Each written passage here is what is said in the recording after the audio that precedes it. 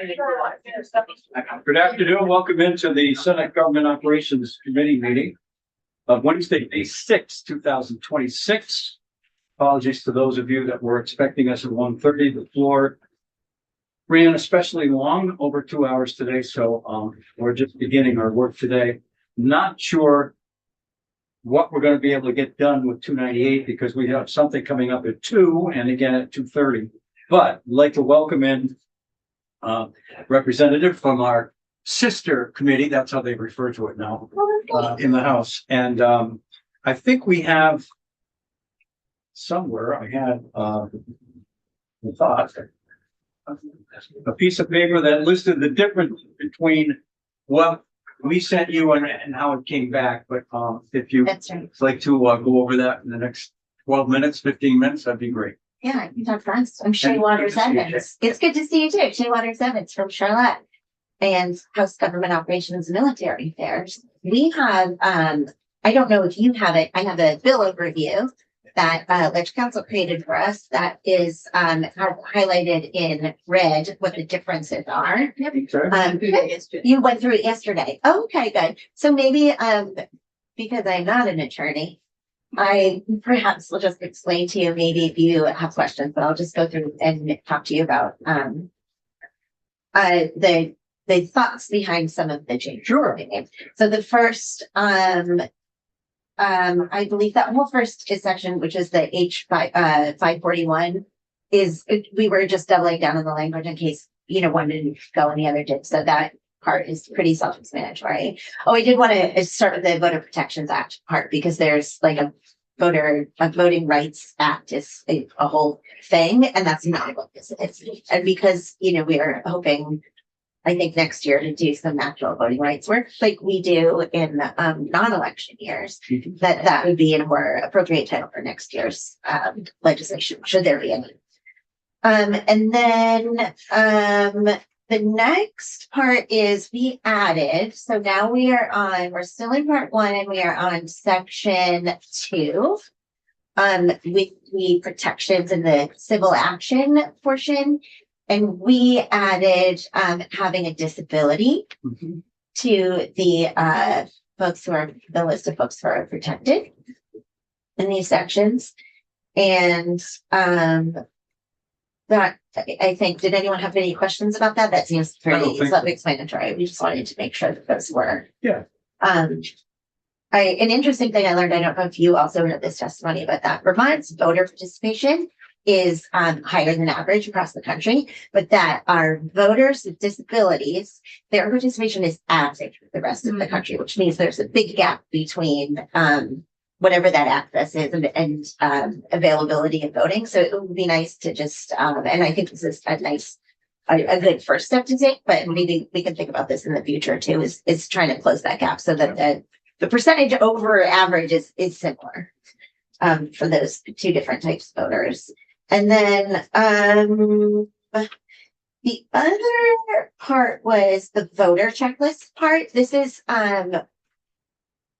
the town clerks, who of course we adore and do not ever want to upset about anything at all. They were really supportive of adding this language where they're able to have someone sign an affidavit when they get this. It just makes the whole process streamlined from the Secretary of State's office when people ask for these statewide voter checklists. That's how they handle it. And then the municipal clerks handle it, at a town municipality level. And so just to have kind of the same process and to give them, it just empowers them to say, okay, this is what you need to do. You need to sign this under, swearing or affirming that you are not going to use these lists in any other way. Just tightens the whole thing up and make sure everyone's operating on the same page. Sure. And the last part that we have all been talking about is the financial disclosure forms. Yep. They're, as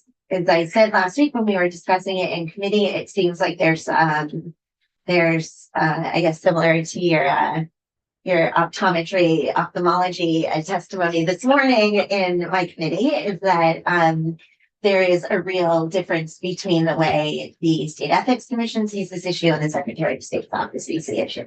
And so, as the legislature and the committees of jurisdiction now, we are in this spot of trying to either decide who, you know, how we're going to manage this, or see if there's a compromise that can be reached. One thing that we added that I think is good for the voters is postponing for a year, not suspending indefinitely, not getting rid of forever, but just postponing the penalties, the financial penalties that we imposed on candidates. I think, you know, we don't want to create barriers to running for office, and it seems like putting that off until we can get our ducks in a row seems like the right thing to do. And other than that, we just, you know, we heard lots of testimony. We went back and forth a lot about this financial disclosure form, and kind of landed in a place that we thought was a compromise that could work, which is that, you know, based on that initial language from last biennium that said that the Ethics Commission would create and maintain the forms. You know, there was this discussion about what maintain means. And I think in our, you know, I'll speak for the committee here, like in our discussions, it kind of came out for us that, okay, maintain means they're going to not only make the form, but they are going to host it and answer questions about it, right? This is the only portion of this that the Ethics Commission would be answering questions on. Anything that's election related, still with the Secretary of State's office. That's what they do. That's what they've always done. That's what they will continue to do. And we thought that, and the other portion of the compromise that we reached as a committee was that we did hear that if it's hosted, like placed on two websites and put online in two different places, and there was a change that needed to be made either to the frequently asked questions documents or to the form itself, and it wasn't updated kind of simultaneously, that someone could get the wrong form and it could cause a lot of confusions. There could be an incorrect answer on one of the FAQ sheets or a different answer, and that really the solution was to keep them in one place and then make sure the other office, which in this case we decided the Ethics Commission would host these forms based on some concerns. But I'm sure you heard too from the Secretary of State's office about, you know, whether or not it was proper and appropriate for them to manage this this one portion of it. So we just sort of arrived at the conclusion that if the Ethics Commission hosts the forms and then the Secretary of State's office just make sure they're linking to those forms, that it would avoid any disparity between the two, or you know, a mistake or something for someone. Senator Bielski. I appreciate that. And I guess I'm wondering if there was discussion in your committee around the sort of anomaly that we're asking another entity to regulate elections, which is something that firmly falls within the Secretary of State's regulatory power. Additionally, the ethics candidates are not beholden to the Code of Ethics. So it just seems strange to me that we would be taking one little piece of elections and saying, well, you're actually going to regulate this piece. And the people that you're regulating are not actually beholden to that Code of Ethics. Right. I don't think at any point we tied it in specifically to the Code of Ethics.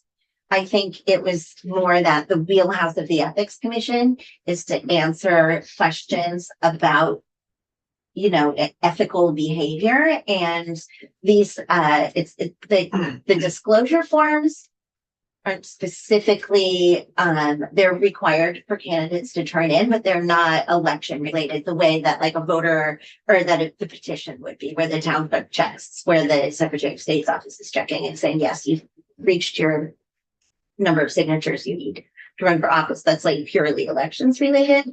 It's the questions that the Ethics Commission would be answering are exactly the questions that the Secretary of State's office that they don't think is appropriate and that they're not comfortable having an elected official answer, which is this a conflict of interest if I list this or don't list this? Do I need to do this on this, just this one specific form, the financial disclosure form, because there's an ethical component to it that the Secretary of State's office was very reluctant to participate in, because even though it's an apolitical part of state government, it is an elected official who is running that department, and this is the rationale that we were given And this is where we landed on it, that this wasn't exactly, it's elections related, but it's not a question. People wouldn't be asking for advice about elections items. Like, is this signature valid?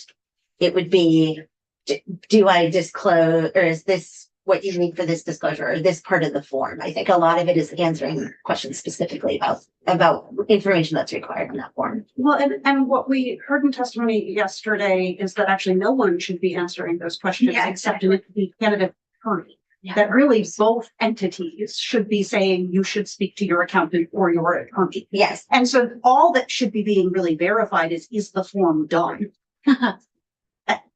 What about if you don't have an attorney? Then you gotta get one. So thank you, Chair Colmar. That was a discussion that we actually had, because at one point, the ethics testimony from someone from the ethics commission said they were going to put on their website that people should consult their attorney if they had questions. And that raised some real red flags for us in our committee, because we felt like saying you have to hire an attorney to run for office is financial barrier, it's a logistical barrier, and the last thing we want to do is discourage people from running for office. And it just Right, but seems like, neither the ethics commission nor the Secretary of State's office can provide an individual's legal advice. well, the ethics commission gives advice. That's their To people beholden to the code of ethics It's- about whether or not they're violating the code of ethics, but candidates are not beholden to the code of ethics. They can't violate. so you're just suggesting that, I mean, I'm maybe putting your words in your mouth. You think we just should have no one give anyone advice on the forms and just tell the candidates, fill it out to the best of your ability? No, I think the question is more, candidates don't, when you're elected, you have an ethical code that you are now subject to. If you're Yes. just running for office, what is the conflict of interest? I Like, why would you need to fill the form out at all? Yeah, I'm not sure that it's a conflict of interest. What we're looking for is for an entity, and the House has decided it's the Vermont Ethics Commission, yeah. to give them advice as to how to answer a particular Yes. question. But I think my question is, when would you ever be violating an ethics code that you're not subject to as a candidate? This isn't about violating ethics. No. But this is about Then why making, are you filling out the form?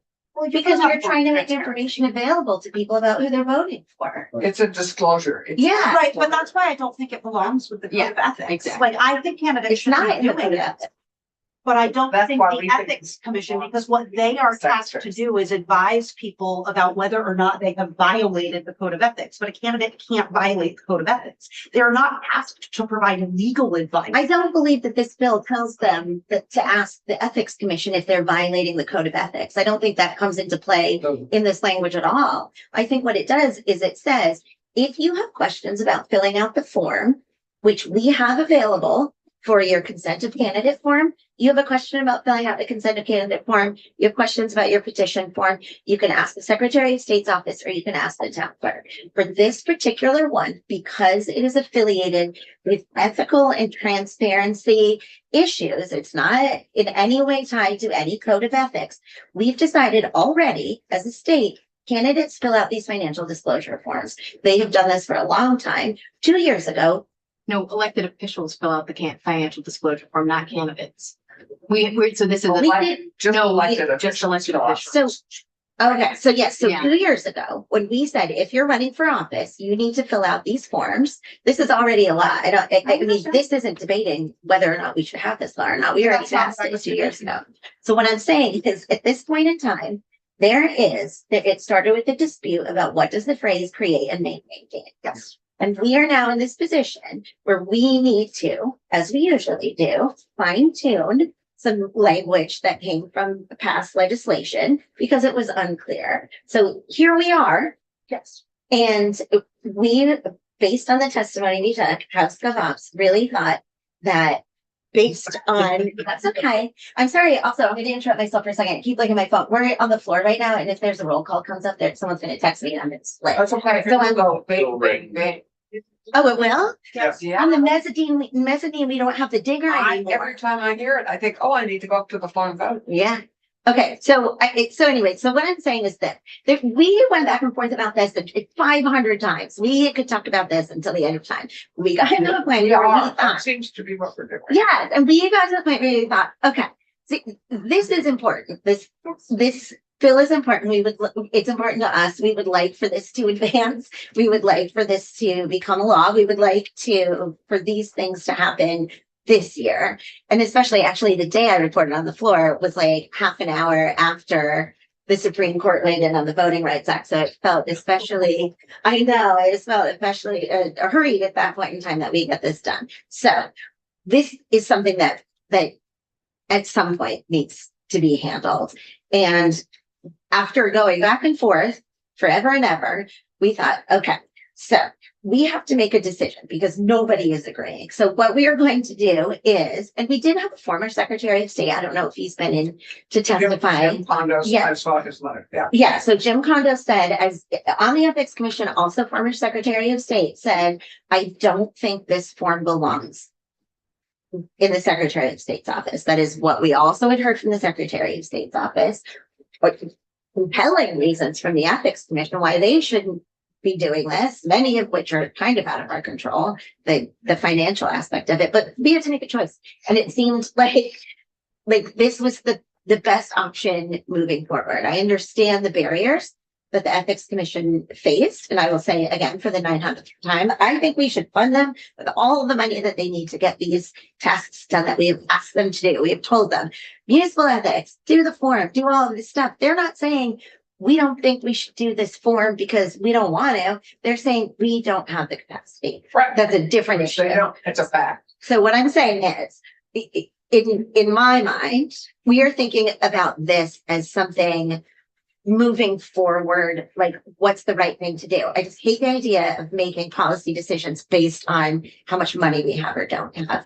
And so to me, just saying the policy decision is, we would like for the Ethics Commission to be the people who are the advice givers and the holders of this form, and the Secretary of State's office does everything else. That seems like a compromise for us that was workable.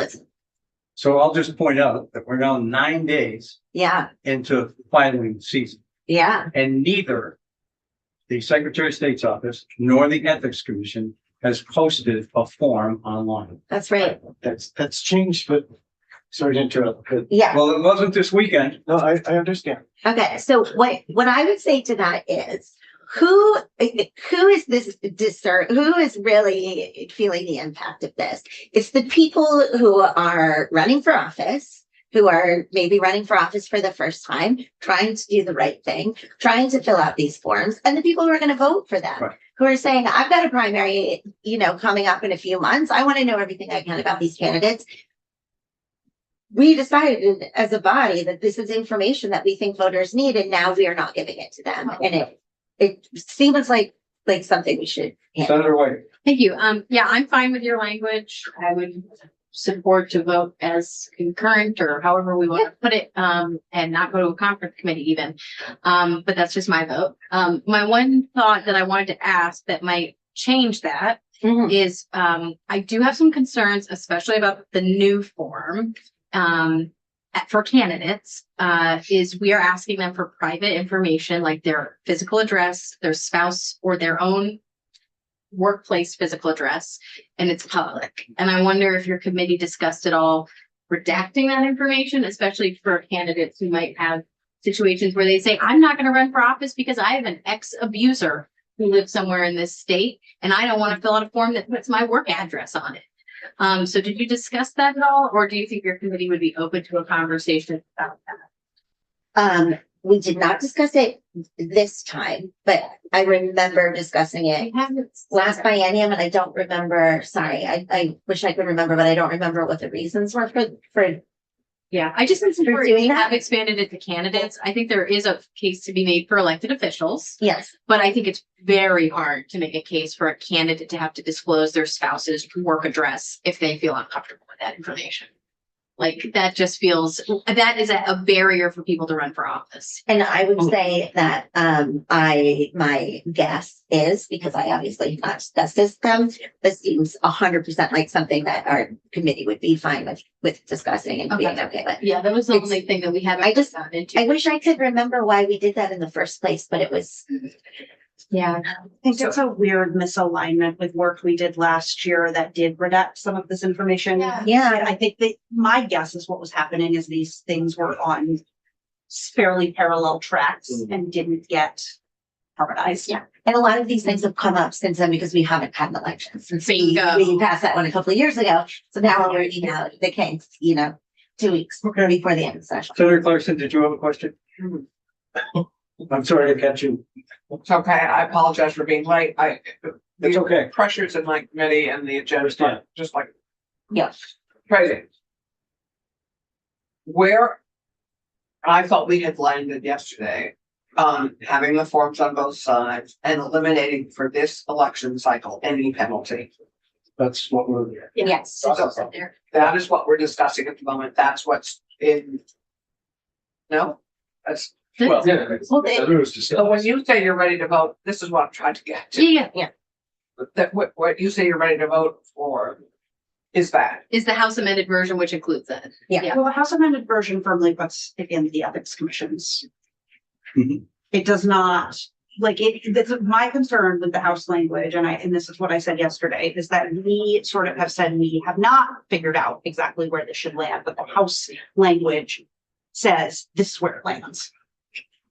House, but Without eliminating the penalty. I am okay with that. I am reluctantly okay with that for this year. Yeah, we have to. Yeah. I don't see any way we could tell people you can't be late when we ourselves are super late. That seems. Yeah, no, I I don't know if you were here, Senator, when I was explaining, but the reason why we said only one of those two organizations would host it, on their site, is because if something changed, there's the possibility that they would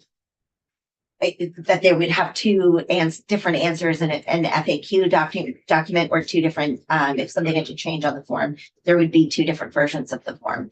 So if one hosts it, the other would link to it everywhere. It's just a matter of saying, Right. for your financial disclosure form, click here, and then it would take you from the Secretary of State's website to the Ethics Commission's website where the form would be hosted. So Yeah. just to go back to who are we doing this for? We're doing this for transparency to voters. Correct. That is what this particular disclosure form is for. Yes. So to have it on both websites, whether it's in full form or a link to the form, seems fine by me. Mhm. I'm okay. I do think if we're look at who are we doing this for, all information about candidates really belongs on the Secretary of State's website. But I mean, that's another discussion for perhaps another day. At the moment, until we resolve this, and I feel like we need to give this to them, everybody to resolve. I'm okay with this election cycle to have it in both places, but with eliminating any kind of penalty. I do think we have to resolve this, and I do think from a voter's point of view who's looking, they look one place. They look at the Secretary of State's website. They are not going to it's not a natural thing for them to go to the Ethics Commission website to look at information about a candidate. They are looking at the Secretary. Yes. And the Secretary of State has said, I mean, she's now publishing a whole voter guide, which she never did before. If you're going to that effort to create a whole voter guide and really say all voter information, all candidate information is here, we are your be all and end all site for understanding and appreciating the candidate fully. Everything should be there. Well, the filled out forms, the forms that have been turned in by the candidates will be there with the rest of the information. It's the blank form, where to find it as a candidate, and any questions related to it. I don't know how many voters would be looking for that information necessarily. They probably just want to know. Would be looking for Yeah. it. Yeah. Anyway, So so I mean, I think that's, as Yes. long as we can have. So another option, which I advanced yesterday, and I'm going to get pushback from some of the members of the committee, is that since it has become obvious that neither the Ethics Commission nor the Secretary of State wants to be in a position of advising candidates, that for this election coming up, we just don't have a disclosure form. We do away with it. It's not necessary.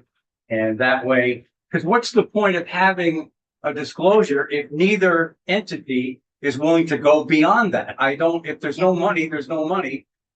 It's just something I'll suggest again. I understand the pushback on it, Well, but just the concern I think a number of us have is that once we let that disclosure form go, it'll be very hard to recapture. oh, I don't think so. We can put it in statute that it'll reappear in 27. Well, you just gave me a thought, which is thinking back to filing those forms as candidate, like a first time candidate. It was a little confusing and I just kind of did the best I could and sent it in and, it wasn't a thing. So this just occurred to me as you were talking. Maybe we say no advice for anyone this year. Here's a form. Do the best you can. I guess that's, That could be an option. It could take care of the financial aspect. It could take care of the penalty aspect. It could take care of the who's in charge of what aspect for now. And then we figure it out, okay. Next year. But So now I'm just participating in your. But you just, if I didn't say it, yeah, I know. If you didn't say it, if I did say it, I would forget it. It's on the floor tomorrow. I don't know, based on the number of bills on the calendar, whether we'll get to it tomorrow or not. But at some point, I'll either have to stand up and say, we couldn't come to a decision and we're requesting a conference committee, or the committee has carefully looked at the thoughtful work from the House and either agrees or suggests a further proposal of amendment. We can keep going back and forth too. But my solution would be to just, okay, fine. Nobody wants to do it, then nobody has to do it. There's no more form this year, and we'll move on. Senator Yost. This is not the first election cycle where this forum or some version of it has existed. So I'm really curious, and I'd love to hear from the Ethics Commission, because I know we heard from the Secretary of State's office yesterday, and they're the other party to this discussion. Why wasn't this such a problem last year or last election cycle? Like, I don't understand why suddenly this is a problem when it wasn't a problem last election cycle. I think I can explain it, but someone from the Ethics Commission could probably answer that better. But I believe it's because we charged them with the municipal ethics response. It's a couple of years ago. You say no? Well, no, I think okay. the last election cycle, the Secretary of State's office did it. 3 years. Like my understanding is now the Secretary of State's office historically has done this, Yes. and now we're saying no, we shouldn't be doing it. I am a neutral party. Okay. I am merely a member of the House. That is fair. I wasn't sure. It's not, I think you do need to hear from the ethics. yeah, I think Well, so. we may have to do that. I We talked too can long. I know do you had 5 something like that. minutes. And Senator Morley, did you have a question? First of all, thank you for inviting me up to your committee and giving testimony this morning. I What enjoyed about it you up very there? much. The mezzanine. Yeah. It's a nice room, isn't it? Very, it's very nice. So you've got the Secretary of State's office that came in and gave testimony yesterday, basically saying, we don't know anything about this. Yeah. We've never done it before. We need another position of 150,000 rings a bell in my mind. Yeah, I don't know if one person can do it or not. I have government up there. I'm sure. we didn't get quite that far with them in House co-ops. Okay, but With them asking for positions, so Well, that's exciting. I think it would be fair to say there was quite a bit of pushback from the Secretary of State's office on this for right now. I'd say substantial. Well, yeah, so, and I think we may be hearing the same thing from the Ethics Commission too, so, and they don't have the personnel and the funds to do this. So where does that leave us? Some people have already, I'm guessing, have already filed. I think some have, sure. Yeah. The town clerks have been giving people instruction to not worry about the financial disclosure form. And they Oh, Are find you out. serious? That's not what the Secretary of State's office testified yesterday. They testified that they have given the form to all the town clerks to give to people when they file, if they You don't gave have me the it. That is information. new since last week. Okay. Because when it left the house, when it left the Perfect house reason floor, why I'm concerned about it as of right now, because that's breaking news here. Yeah, I- In SGM. The SGL. Sure, so. There's your bell. All right. Thank you. You- I'm good. Are you sure? Yeah. All right. I'm asking if you feel. I hear like what you're I'm saying. When my kids were little and they were arguing, they would come to me and I would say, work it out. And then they started coming to me and saying, we don't want to work it out. And here's Here what you the go. problem is." Right. I Fix it, Mom. I wish that we could say work it out. Is what I wish. So Anyway, have me back anytime. I'm gonna go. vote Yeah, first. Thank you, Shay. Thank you so much. I don't know how we're gonna resolve this situation, other than if, this is what I'm going to do personally. I'm gonna get the form. I haven't filed yet. No, I haven't left here, but I'm going to get the form. I'm gonna fill it out and send it in. And that's what I'm going to do. But I do understand for people just starting to run and usually they're going to have potentially, and I don't want to hold them. I want to make sure that we don't penalize them. Yeah. That's Oh, why I don't think we're going to. The problem is if they have a question, there's no one they can ask. Okay, Paul, 5 minutes. Okay. Ask me questions. Oh, I thought you had something that you wanted to say. Well, I wasn't invited, but I just showed up. Well, I mentioned to you yesterday that we would be talking today. Oh, you said sometime this week and I saw this morning, so here I am. Okay. And look. Senator Mahowski, you are right. Secretary of State's office has been handling this for the past 8 years. I don't know why all of a sudden we're charged with doing this. But that said, I understand that they feel understaffed. We're certainly way understaffed. But this is a whole new area. It's not within our bailiwick. We've never answered these questions before. We need to hire an expert and, we do create the form. And Senator Clarkson, Senator Collmore, the two of you were on this, Government Operations Committee when. We when created the somebody- form, yeah. Yes, and assigned to us the job of creating and maintaining. My understanding is that Chris Sivert, who was present with you, understood that maintaining means that as the statute changes, we would update it, we would maintain it. And that she said, she was very clear with the committee that it was not to take on any extra duties because we don't have the staff and because we don't do elections. The confusion has already started. By the way, I'm going to interrupt. You heard a news flash that Secretary of State's office has distributed to town clerks. Well, we just learned that news flash too. And we had proposed a compromise that if they post it, we'll post it. We have posted it as of about an hour ago because we learned that it had been distributed in some way. So now it's available on the Ethics Commission website. I will also say that the confusion created by this demand really from Secretary of State's office, they have, what they're distributing is a form that without our permission, they put at the top, the Vermont State Ethics Commission. And at the end of it, posted this form, which refers to the form as an Ethics Commission form. So we have today received our first form that should have gone to Secretary of State's office. We're also receiving questions that really are way outside our bailiwick. That aren't just about the form. And these are questions that are being referred by the Secretary of State's office to our office. That we just don't know the answers. And they really, all the questions are, do I need to fill this out? What if I don't, report a trust or this or that? It all comes down to qualifications for office. We're not qualified or it's not our expertise. Are you qualified or not? I would urge you folks to the legislature generally to get rid of that whole section 4, assigning us tasks that we aren't in a position to fulfill, either because we don't have the knowledge base and we don't have the staff. I would also just mention in brief, I learned after the fact that Lauren Hibbert had testified yesterday, and somebody who listened to the tapes, that there were a lot of misleading statements by Lauren Hibbert. She's very nice, but if she made misleading statements, I wish you had also invited me or somebody to also attend so that we could have responded then in the future. If there's talk about the Ethics Commission, I would welcome an invitation. I think that's pretty much it for me, less than 5 minutes. Okay, great. Thank you very much. Questions? Go ahead. Senator To Young. your point, and to the point Senator Clarkson made earlier about it being confusing for voters where to find information, I think it's additionally confusing for candidates where to find information. I mean, this is why I come back to like, this is an elections issue. It firmly lives with the Secretary of State.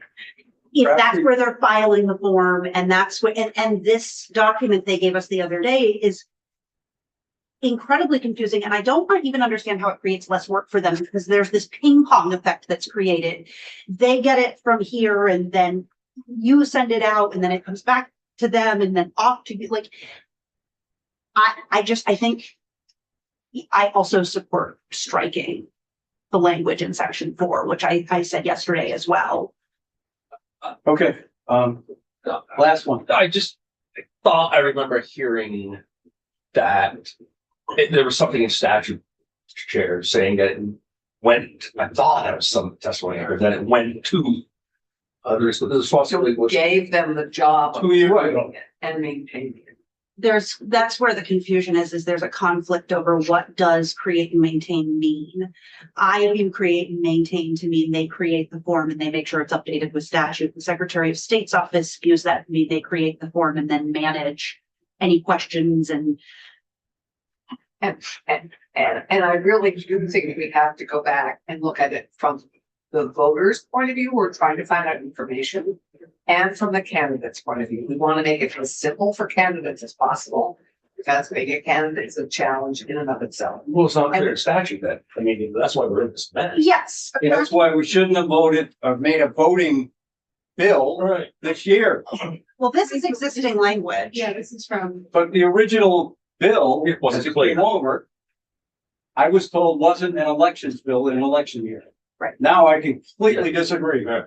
I think that's exactly what this is. Yes, but the problem would have happened with or without. Yes. Okay, anyway, Paul, thank you very much. Yeah. We're gonna move on to our next item today. Thank you, If folks. we could, yep. Appreciate it. As a candidate, I chose a candidate tab on the Secretary of State's Elections Division page to get what I need. Right. I guess all I want. Secretary of State. So we're gonna take up 907, which is our ever favorite reporting bill. It is now 37 pages for 27, and it's a strike all on our behalf. And I think you each have a little bit of information as to what the differences are between what we did and what came over from the other body. So Justin, if you want to join us. Sure, happy to. Since we asked you to come in. I was hoping that we were gonna move this today, but I'm gonna again yield to Vice Chair, because she's the one reporting this. And if it isn't something that's in a proper form to report, then we can wait. But, so I have this piece here. And then I have the draft 1.1. I have draft Sorry. 2.2. 2.2. I have 2.2.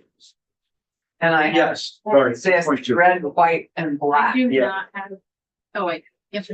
Okay, so welcome. I don't know what more we need to ask of you. Is there anything? I don't think, I don't know either. That's why I was not sure why Okay, Justin was called That's fine. back. I guess Yeah. that's good. That's the I guess you did send an email about the indicators. Yes. I know we had talked about adding those to what I now can't remember. It was those ones you sent to a different report. Yeah. From the email you sent, I'm not entirely sure that's like ready to just drop into that. Correct. So I think that maybe more work is needed. Yeah, I think we would need to discuss that a bit more. Some of those indicators you might not want to add, like TV viewing. I don't know if we want to add to that one. So there's a couple in there like, probably wouldn't add those. They're not that important. And then the ones that you might want to add, I need to make sure that we have someone on the state side that can actually get that information and be able to provide some form of story behind the curve as that Yeah. trend line changes over time. Do you have a sense? So there, this is sort of two-parter. There's another bill that we could do that in. HS 324, which is the government accountability Oh, yeah. bill, has a whole section in there about the report that you're talking about. Yeah. how long do you think it would take for us to get that language ready for prime time? What I'm trying to gauge is, can we do it in 324 or do we need to wait till next year? It might make sense to wait till next year. Only because also if anything gets added this year, then it's Yeah. gonna be a very quick turnaround for people that have to gather that data. Okay. To get it ready, because I'll be putting out the memo, gather the data in June. So that would be a surprise to a lot of folks that they have new data. Well, aren't they gathering it for this report currently? For the GPI, no, because the GPI has. Yeah, we haven't had that Got in it. 10 years. We Okay. sadly haven't made progress. Okay. Okay. Are you happy? I think so. Okay, I didn't think I had questions on that, turns out I did. Okay. but I would love to take that up next year. for sure. That would be Yeah. great. Our joint committee that we're trying to set up, or are we talking about the reporting bill? We're talking about well, the reporting. kind of. So I'm lost. you We're on were not 907. here so you weren't here on Thursday of last week when we discussed this. And Justin indicated that we should repeal the report on genuine progress indicators, but remove some of those indicators to another report so that we still get them in some sort of different way. Initially, I hoped to do that in this bill. Then I realized 41. in In 904. so initially I had hoped to do it in 907, but then I realized that S 324 also deals with the report Justin suggested we added them in, so I thought it might be less complicated to do it over there. And now it feels like we maybe need time to just do its own thing Yeah. next year. Okay. Are there And- any, I'm sorry. The other one, the performance accountability requirements of contracts and grants, we were gonna repeal that one for you too. Correct. Yeah. And now I'm trying to remember. Sorry, I know, it's lost. where is that data then going to go? Go. So the data lives within our division accounting system. The percentage of grants and the percentage of contracts that have performance measures is a requirement of the outcomes report. So I have to report the data to you. It's just not gonna be a standalone. Yeah, okay, I just, So you still get the numbers. for whatever reason, I hadn't made the note, because when I initially see like, we're not gonna get that anymore, I go, oh wait, I No, don't like that. You still go, yeah. Perfect, I didn't have that note. Okay, Ready? So my question. we're talking about the several bills. So I just want to make clear that we're talking about the report. Yes. I'm reporting. Yes, 907. 907. We're not talking about the other things Justin is aware Right. that, which is accountability. No, No, Got it. Okay. that's gonna, So we are just dealing with 907. all that. We're not dealing with 324. 907. We're now dealing strictly with 907. Yes, correct. And we are now all set with 907 as far as I As far can. as I can determine. we're all, well, I've got questions for Tim, well, I don't have questions for Justin. Oh, do you want to wait and get your answers from Tim before we vote the bill up? I was going to get all. So you're Okay. with Justin. Then you can put your- The dropping. GPI, Yeah. getting repealing GPI and repealing the performance accountability requirements in contracts and grants, because that lives in the outcomes report. We don't need a report that lives in another report. I get it. Um, So we're not gonna vote this out. well, so those are my questions for Tim, because I'm looking at the list of things here and I don't actually see everything represented that we discussed, so I'm not entirely sure that 907 actually encompasses Okay, everything we discussed. I don't want to force, Well, can we just? Oh, well, Maybe they're gonna- Maybe, I don't know. we could deal with it quickly. all right. Evelyn. Okay. Thank you. Thank you, Justin. Justin, thank you. And we look forward to discussing 324 with you Yes. sometime soon. Sounds good. So Great. that would be next year, as you pointed out. Well, not all of No, them, but just that part. that report, yeah. Just that part. The rest of 324, I'm ready to rock and roll. We had some changes. Yeah, we had a. Good, I'm ready to rock and roll with that too. Should I sit back? Okay, you're just. No, Okay, you're just on the corrective.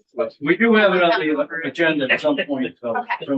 We do. All right, so do you want to take a break and consult with him? I'm happy to take a break and consult with Tim. I don't know if we want to, or Tim to walk through the new draft that just landed on our desk. Yeah, 2.2. Yeah, but I'm also happy to take a break and just consult with Tim. I just want to Well, make I sure think we're we all. need to hear what your questions are. If you Yeah. have questions on what we've just been presented and we're ready to vote on something, I'd like to answer your questions Yes. before we vote on it. Well, so my first question relates to the conversation we just had, and does the new draft include the repeal of the genuine progress indicator and the repeal of the project reporting?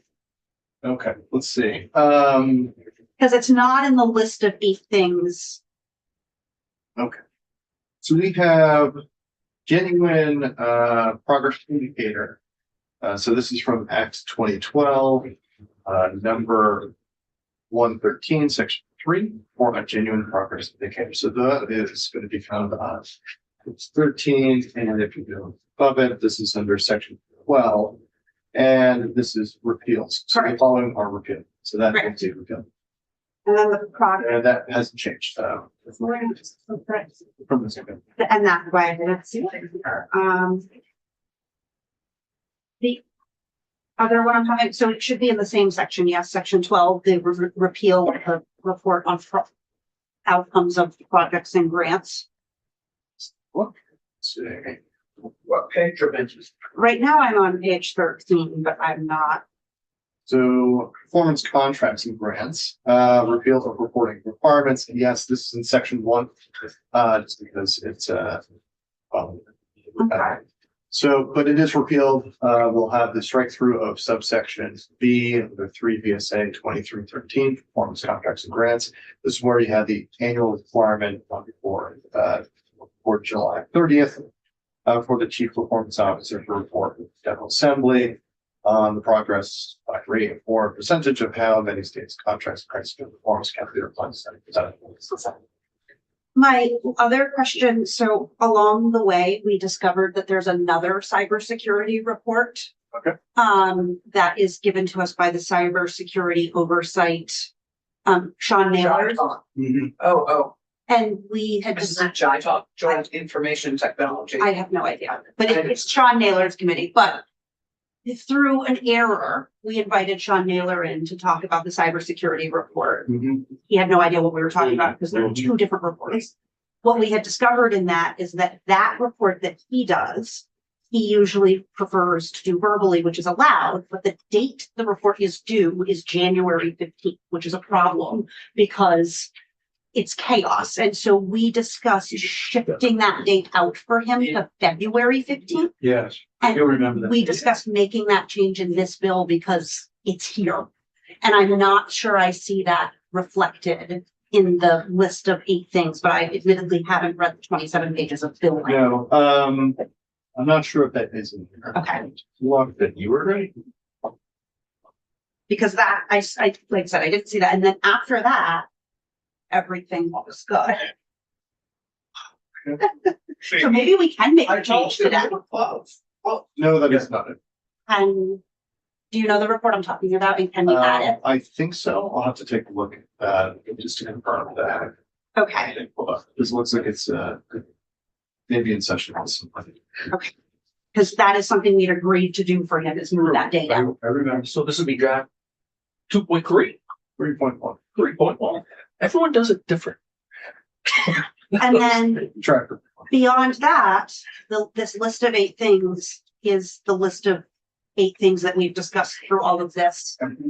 I do see the note, and I just want to acknowledge for you and the committee, the note on number 2, that we should seek testimony from the Department of Human Resources. We did. We did do that. We had that testimony last Thursday. But